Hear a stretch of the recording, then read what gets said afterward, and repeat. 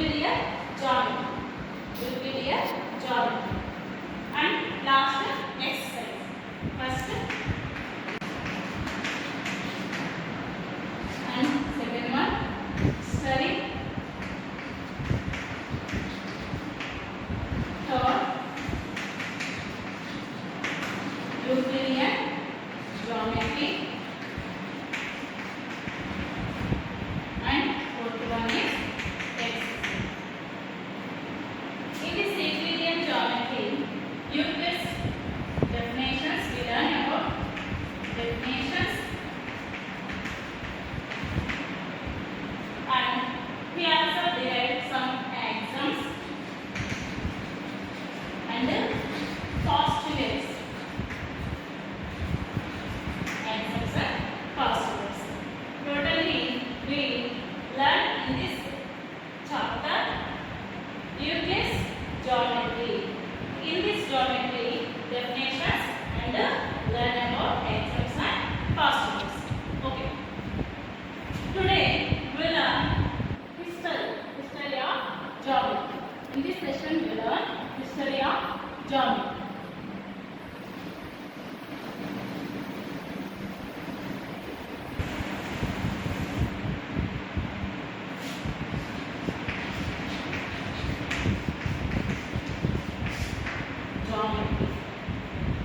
Geometry means this English word comes from two Greek words.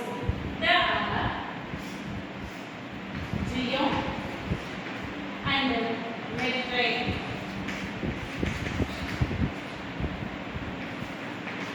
Geo and metric. That means geo means earth. Geo means earth. And metric means measure. Metric means measure.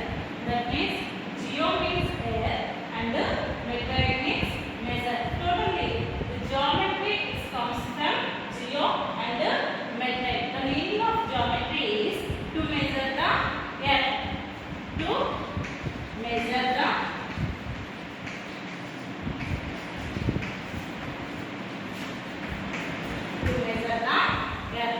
So, the geometry comes from two Greek words.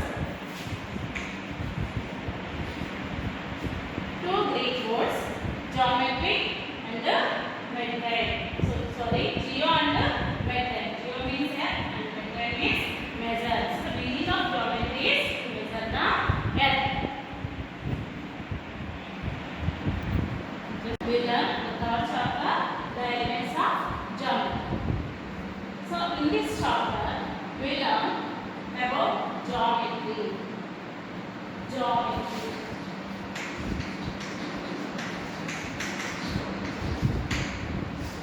What is geometry? Why we use geometry in daily life situations? How do we need geometry in our daily life? These are all things known about in this chapter. So, in this chapter, we know how to construct geometrical shapes. That means shapes and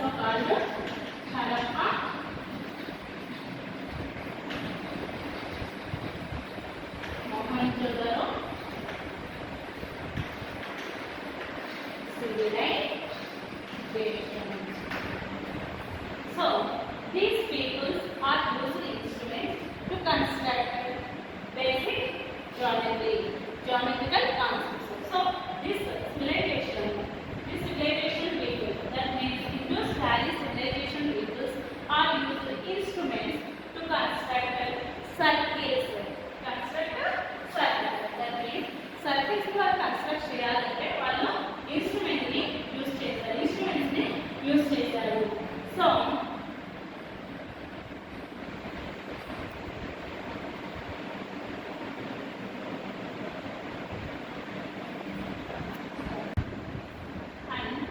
this civilization peoples are derived acute angle triangle. That means Indo-Spanish civilization people derive. These peoples derive acute angle. Acute angles. These people are used to acute angles. And in this civilization, in present situations, we see this civilization at Punjab and Sindhi places. We see this civilization, Punjab and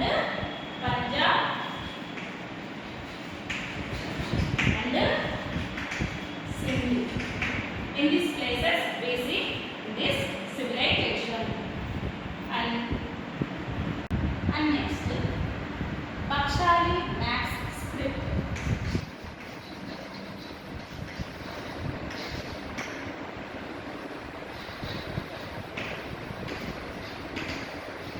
This is the most important script in mathematics. Bakshali Max script. This script says about the irregular structures. This says about irregular things or irregular structures. This script has 1881. This script derived at 1881.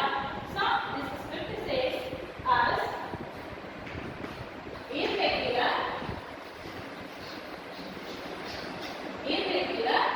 structures. Irregular structures. So this script మనకి ఏం చెప్తుంది?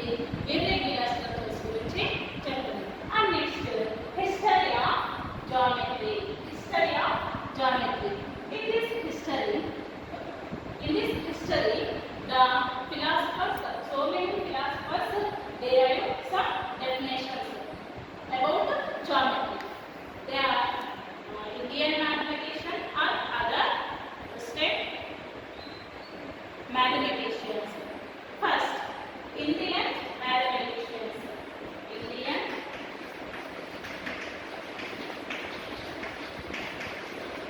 mathematicians. The first Indian mathematician is Baudayan.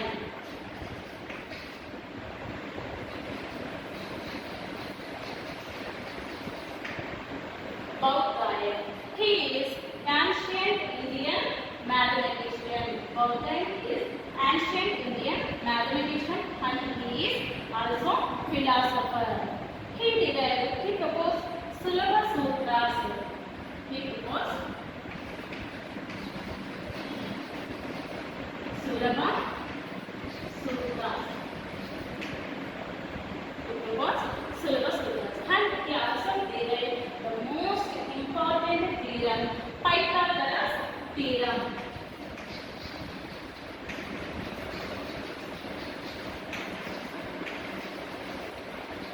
Pythagoras theorem. He derived Pythagoras theorem before Pythagoras. This theorem, Pythagoras derive చేయకముందే కొత్త అయిన Pythagoras theorem ని derive చేయడం జరిగింది. But he did not give proper examples for this theorem. He did not give explanation for this theorem. He did not give proper explanation for this theorem. So this theorem is not accepted by him, Baudayan. And next, second mathematician is Thales.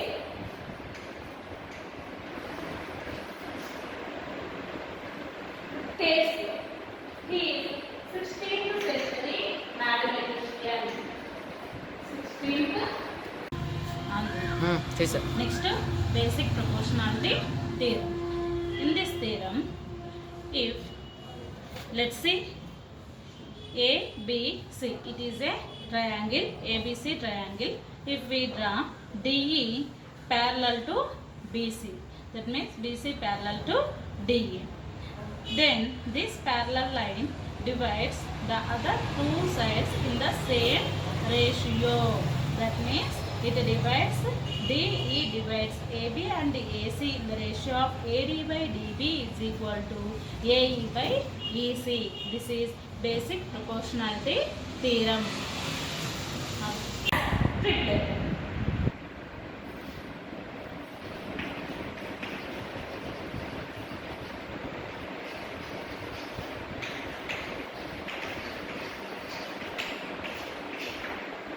Pythagoras triplet. In a triangle, sum of squares of two numbers is equals to the square of the third number.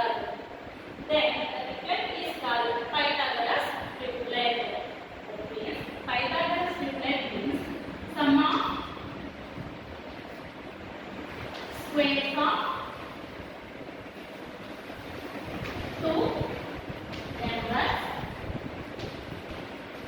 Sum of squares of two numbers is equal to the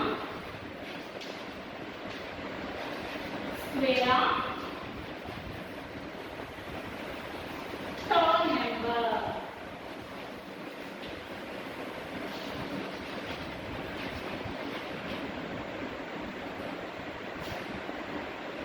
Then the three numbers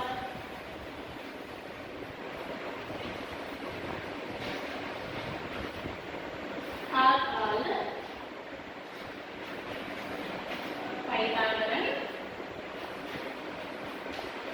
Pythagoras triplet. For example,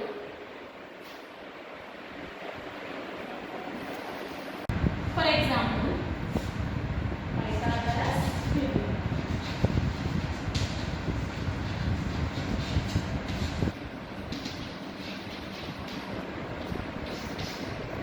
Sum 3, 4, 5. If we squares of these three numbers, 3 square, 4 square and 5 square. So 3 square means 9, 4 square means 16, 5 square means 25. So what is Pythagoras triplet? It means sum of squares of two numbers is equals to the third square of third number. That means 9 plus 16 is equal to 25. So 9 plus 16, 25. That is equal to 25. So then these three numbers are said to be Pythagoras triplets. Next mathematician is Euclid.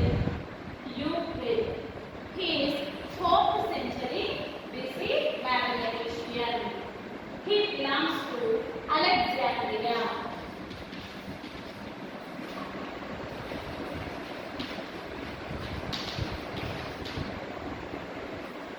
He is 4th century mathematician and he belongs to Alexandria.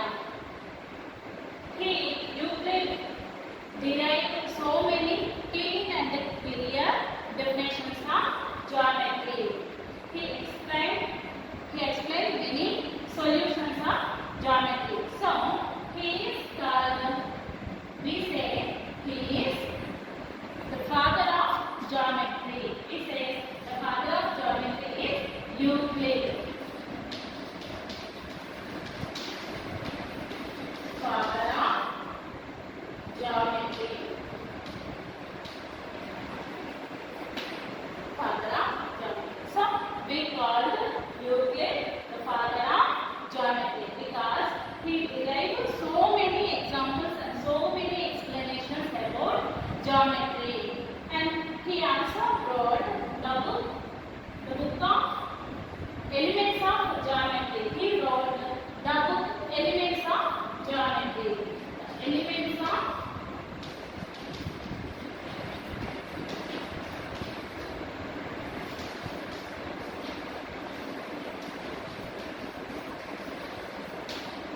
So, this Euclid Geometry. The book name is The Elements of Geometry. In this book, it has 30 volumes. Has 30 volumes. Each volume explains these 30 volumes. Each volume explains the structure and the structure of geometry.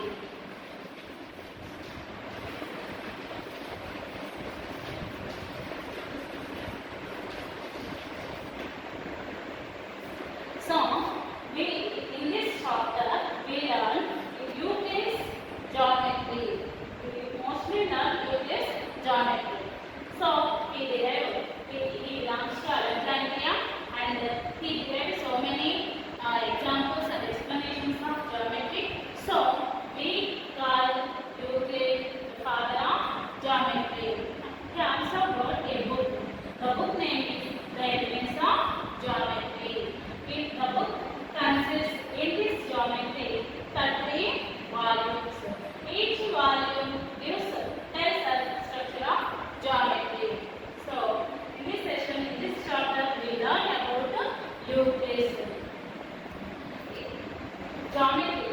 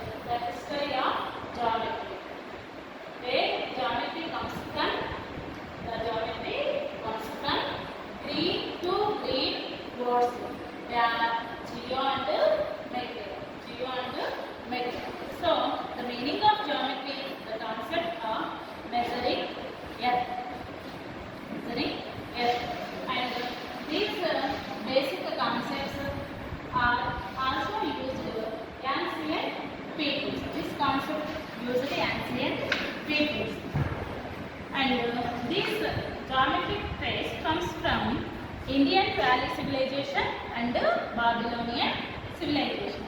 These civilizations are also called Harappa and Mohenjo-daro civilization. And these are all civilizations are before, that means 2500 BC type. These things are all before 2500 things. Next, we learn about philosophers in mathematics. Some philosophers in mathematics like Baudayan, Thales, Pythagoras and Euclid. And some theorems about Pythagoras theorem, Thales theorem, what is Pythagoras theorem, what is Thales theorem, and also Euclid. Who is Euclid?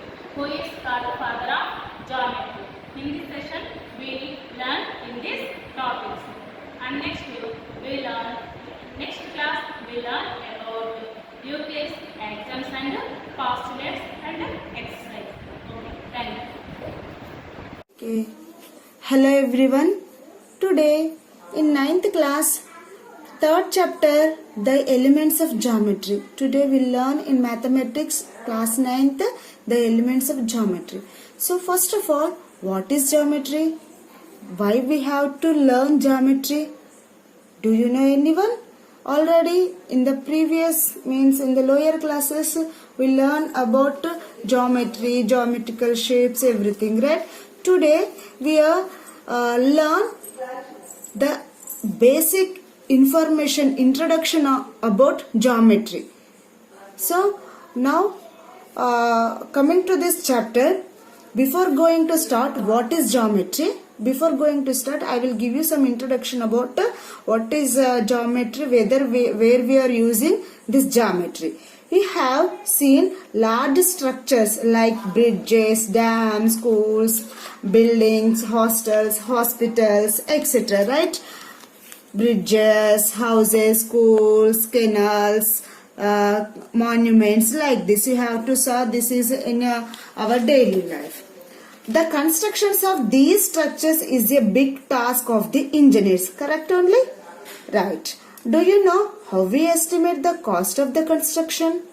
It is dependent on the labor and cost of cement, concrete, right? It depends upon the size and shape of the structure. At the same time, this size and shape, it is also dependent on their area of that particular building or canal or anything, whatever, right? So this is very big task to the engineers. Next, to understand the geometric principle is involved in these constructions, we should know the basic elements of geometry and their applications. For example, if I have to take one house like this having. So once observe here in this diagram, in this construction, if we have to understand this construction, we are identify some geometrical shapes are there in this construction, right? Rectangular shape, triangular shape and circle shape, like that. So everything it is in some shape, it is related to the geometrical shapes. We also know that geometry is while using in our daily life activities such as paintings, handicrafts and floor designs also. We have to use these geometrical shapes in floor designs also, like this having no different sizes, shapes are there in our floors, right? And also plugging and sowing of seeds in field also, like this, right? So in other words, we can say that the life without geometry is unimaginable. Okay, clear? The great constructions like pyramids in Egypt, Great Wall of China, temples, masjids, Taj Mahal, Charminar, etc. in India, Eiffel Tower of France, etc. are some of the best examples of applications of geometry. In this chapter, we will look into the history to understand the roots of geometry and the different schools of thoughts that have developed the geometry and its comparison with modern geometry. Now coming to the history of the geometry. So the word geometry,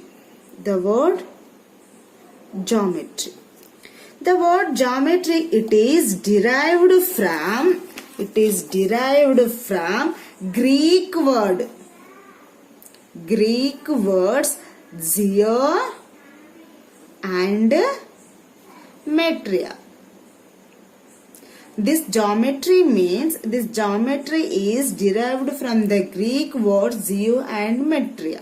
What is the meaning of geo and metria? Geo means to earth and metria means to measure. Okay, clear? It is from Greek words geo and metria, and the meaning of geo is earth and the meaning of metria is measure. So totally geometry means we have to measure the earth, means different constructions. These are all in the shape of geometric: circle, triangle, rectangle, pentagon, hexagon, any construction they are formed in the geometrical shapes. That's why the meaning of geometry is to measure the earth. In earlier days, most of the scientists, they are worked from about this geometry.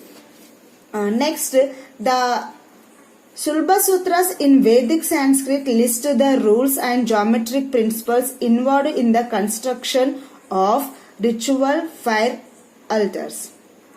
And also Bauddhayana.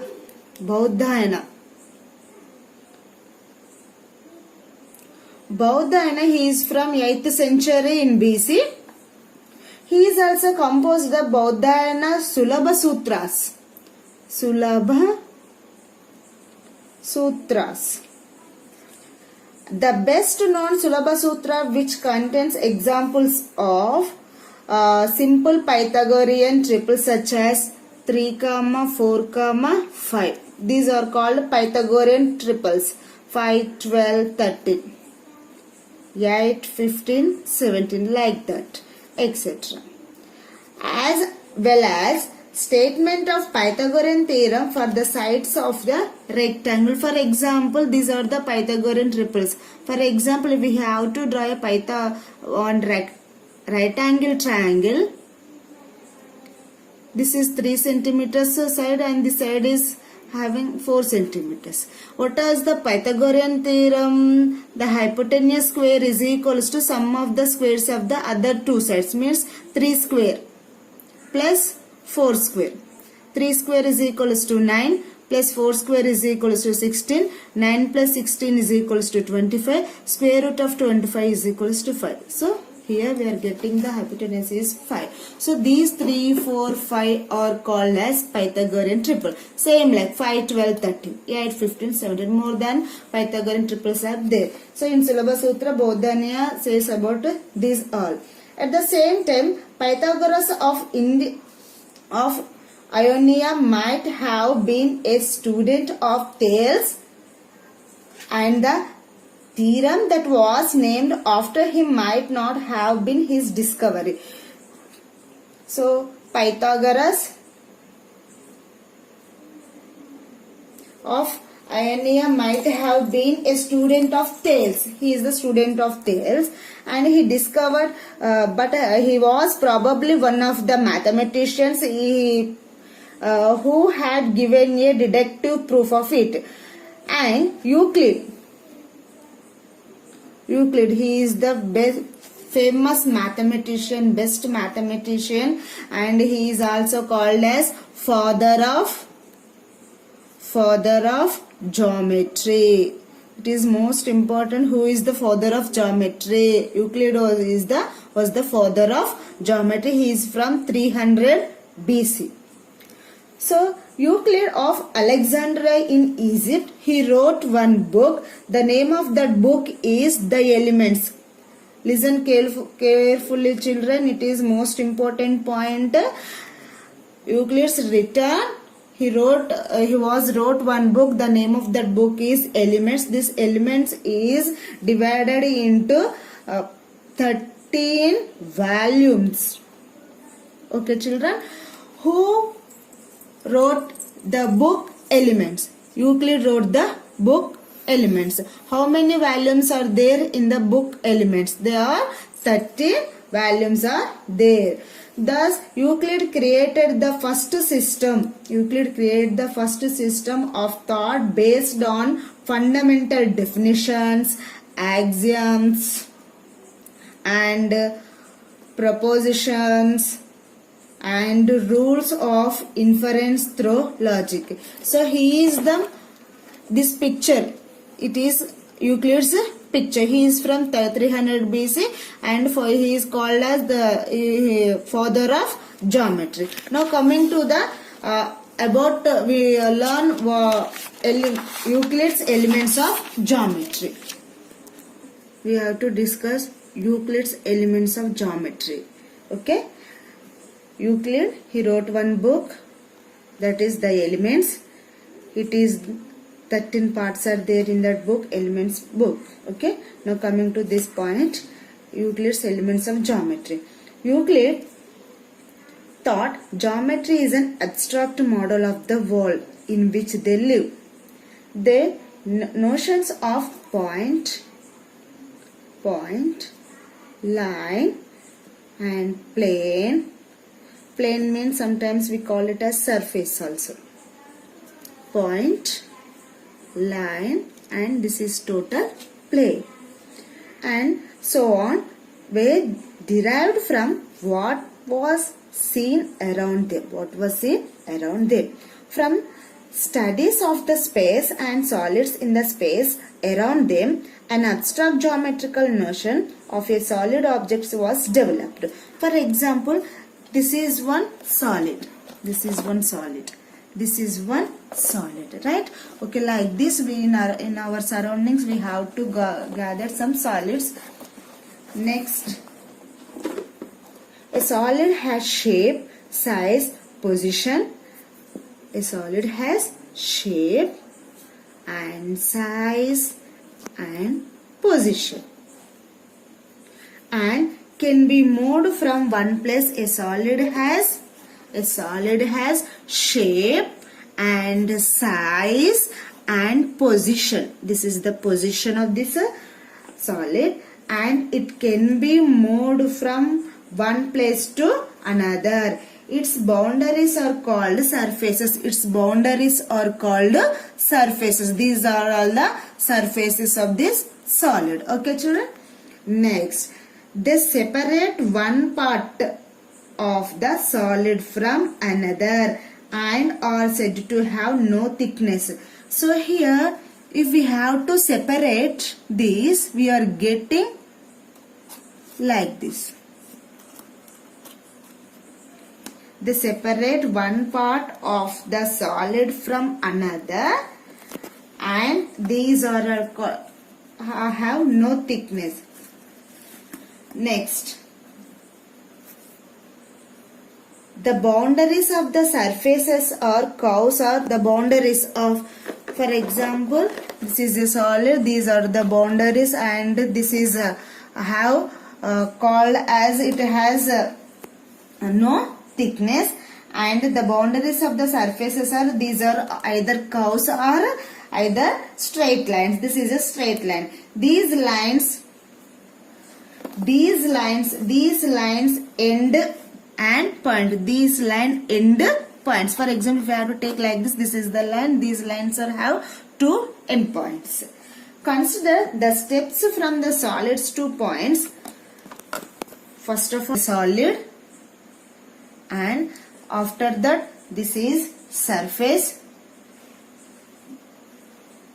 After that this is line. After that these are all points.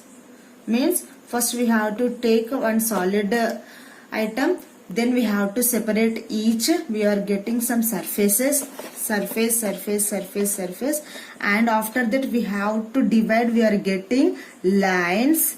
After then it has points, like this: solid to surface, surface to line, line to point. And if we have to observe this diagram,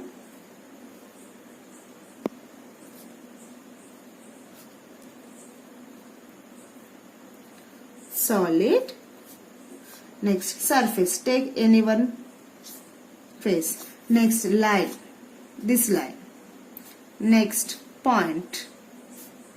Okay, this is figure 1. After that we are going to figure 2, figure number 3 and figure number 4. So any solid has solid to surface, surface to line, line to point. And that moreover, from the figure 1, it is a cuboid, right? It is a cuboid. This cuboid has 3 dimensions. This cuboid has 3 dimensions: length, breadth, height. Any solid has 3 dimension. Next, if it loses 1 dimension, that is height. If we have to remove, we are getting like this. Then it is converting into 2 dimensions only: length, breadth. So after that, if we have to lose 1 dimension, means height we remove, we are getting 2-dimensional diagram. It has only 2 dimensions. One is length, one is breadth. After that we lose more 1 dimension, we are getting only 1 dimension diagram. It has only length, there is no breadth here. After that we did not have any dimension. So finally it has no dimensions. It has no dimension. There is no length, there is no breadth. So first of all 3 dimension, after that 2 dimension, after that 1 dimension, finally we are getting no dimension. That is a point. Point does not have length and breadth. Okay children, is it clear to you? Now Euclid defined point he defined point and line and plane in book 1 of elements. Elements already we discussed in elements in the book of elements, the first part, book 1. Euclid listed 23 definitions. He wrote 23 definitions in book 1. So in that we have to discuss some of them are given below in our textbook. Those are some important points. So now we have to discuss, that is, first one, a point is that which has no part. A point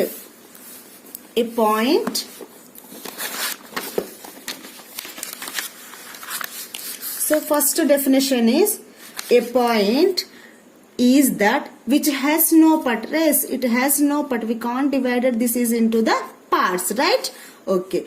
A line is breadth less length. So a line. This is a line. It has only length. There is no breadth. The ends of a line are points. The ends of a line are points, right? A straight line is a line. Straight line is also line which lies evenly with the points on itself, which lie. So like this, take evenly the points and join these points, we are get the straight line. That only given. A straight line is a line which lies evenly with the points on itself. A surface is that, surface means this is the surface, is that which has length and breadth, which has length, and any surface has length and breadth. Next, the edges of surface are lines. The edges of surface are lines. The edges of surface are line. This is the line. This is the line. This is the line. Next, a plane surface is this is the plane surface. There is no height, no down, right? This is the smooth surface. The plane surface is the surface which lies evenly, smooth, with the straight lines on itself. These are all the some points discussed, given definitions in listed in 23 definitions in book 1 of his elements. Now,